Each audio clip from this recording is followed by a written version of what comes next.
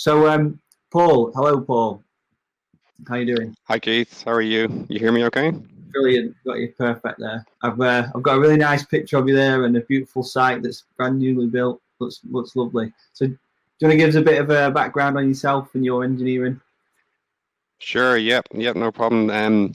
So mechanical engineer. I started out as a machinery designer for quite a few years. So to design machines from scratch, and then kind of gradually moved into condition monitoring with vibration analysis.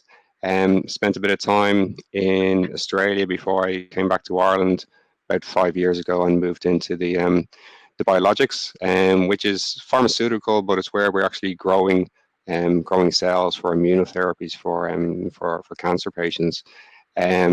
So my previous plant, I actually had Stuart come over to demonstrate the MA camera because it had just come out, I think, about a year beforehand, and it was actually an easy sell because he caught a pump where it was just as simple as a loose bolt, and so the video came up.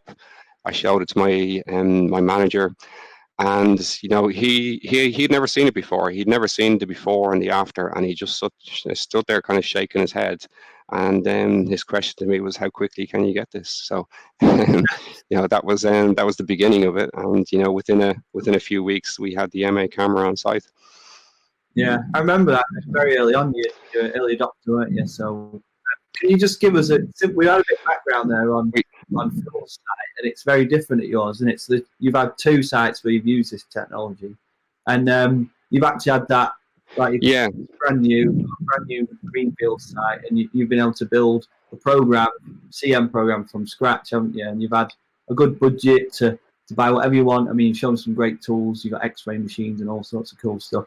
So, give us a bit of background. What's the culture like for maintenance there at those places? Okay, so yeah, like you said, it's a greenfield site. There is a big budget there, but there's quite a big emphasis on having a return on investment. They definitely don't just buy something because it looks nice.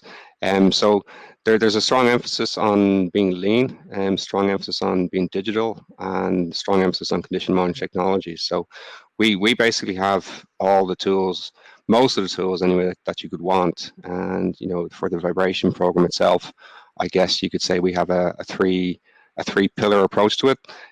So one pillar would be our IoT vibration sensors.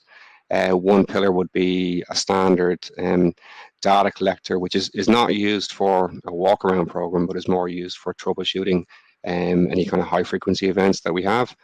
And then we have the MA camera as well, which is for our low frequency events.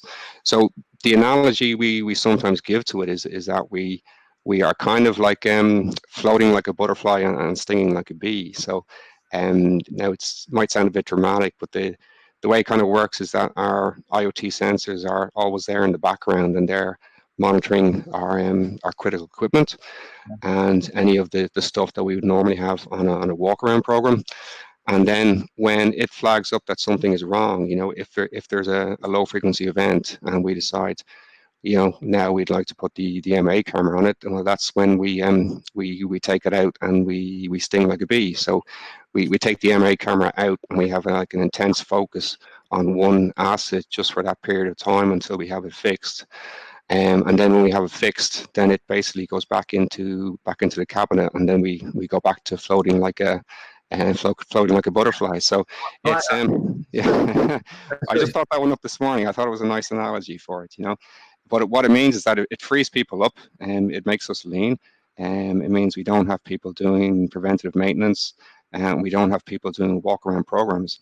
But when the time comes, we have the technology to intensely focus in on one piece of equipment. But we also have the people that are actually trained to use it as well. So that just makes me think of earlier on. You've kind of mentioned it a little bit there as well. Is if you've got a new plant that's been built and you're commissioning. So what you've just discussed there, you've got that overview. You can go to troubleshoot and so on. But when you're commissioning, you're starting from scratch. But why would it? Like that, you've got a £30,000 outlay for new technology to go and fault find a new equipment. How can you justify that with your managers? How does that work?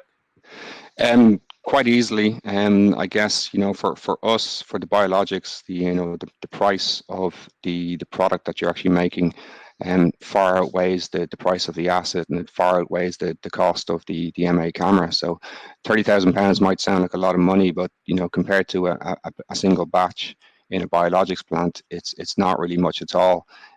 So for us, the pressure on us is timelines, and the reason is, once we get approvals for certain therapies, we have to get that drug made, and we have to get it to market as quick as we can. Time is literally money. So although the quality of the installation might be very high, there is also pressure on deadlines. So for us, a verification that an installation is good, is worth its weight in gold, because if something does go wrong a little bit further down the line and you have downtime, that downtime costs a huge amount of money. So it's the cost of the camera itself is actually small compared to what the implications could be if you had a failure. Yeah, so right in that commissioning phase, you're looking for those issues, and then so you're nailing them before they become later on. That's right. That's exactly it. Yeah. That's really good. So we've actually got one of your case studies as well. There's a bit more slides on it as well. So do you want to just talk us through these slides, what you've experienced here? Yeah, sure. So this was in a previous role. So this was a cooling tower pump.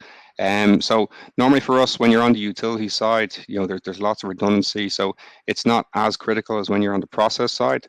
But for us, this one came to effect because, like you can see, the top one there, the footing on the on this pipe support had basically disintegrated. It's fallen to bits. Yeah. So what happened was, for this is a good example of being on site with the camera and having the training to actually do something about it. I would have got the email, I think, about 9 a.m. and by 9:30 a.m. I would have been over there with the camera, and by about 12 I would have had the videos made, and this little thing emailed back to the people themselves to show where the actual issue was. And then by 3 o'clock I would have had that little drawing done of where I thought the best support would be for that. And then you're done and dusted within a day. Because to me, this would be a small issue. It's not a huge project, and you can't devote that much time to it. But if you have the tools and you know how to use them, you can knock these things out, and then you can go back to the rest of your job, because there's always lots of things to do. So for this one, it was kind of an example of how you're not just using this for rotating machinery, you're also using it for pipe work and also for structural supports. And it's an example of how easy it is to use. Once you give these videos to people, there's no debating it as to where your issue is. You can see it. It doesn't lie. So that's the beauty of it for me. So that pump, that issue, that pump there, there's actually two issues in one. So I think the first issue was the structural support issue. Yeah. And then they went away and they fixed that. And then, about 5 weeks later, they came back and they said, look, that pump is vibrating something terrible. I'm not sure if that pipe support thing worked. So the second video you showed there was actually, we looked at it with the handheld data collector. There was a huge rise in the 1X, which to me normally means you've either got a balance issue or you might have some kind of flexibility issue. But if you've got a balance issue in a pump and you want to check the impeller, it's a huge big deal to bring down the pump and to drain down and open up the pipework and everything like that. So the MRA camera again was used pretty quickly within about 2 hours just to look at all the pipework, look at the plinth, look at the base plate, just to make sure there's nothing loose, there's no cracks or anything like that, and there's nothing else contributing to what that actual rise in vibration could be before we got the guys to open up the pump work. And so that again is worth its weight in gold, because to do that, you've got all your permits, you've got multiple people involved, and at the end of it, the plinth and everything was actually fine. So when they opened up the pump work, they actually found that the strainer had disintegrated and was lodged in the pump itself. So it was a good find for me. Brilliant. That's really good. Thank you very much for that, Paul. It's really informative. Okay, no problem. Thank you, Keith.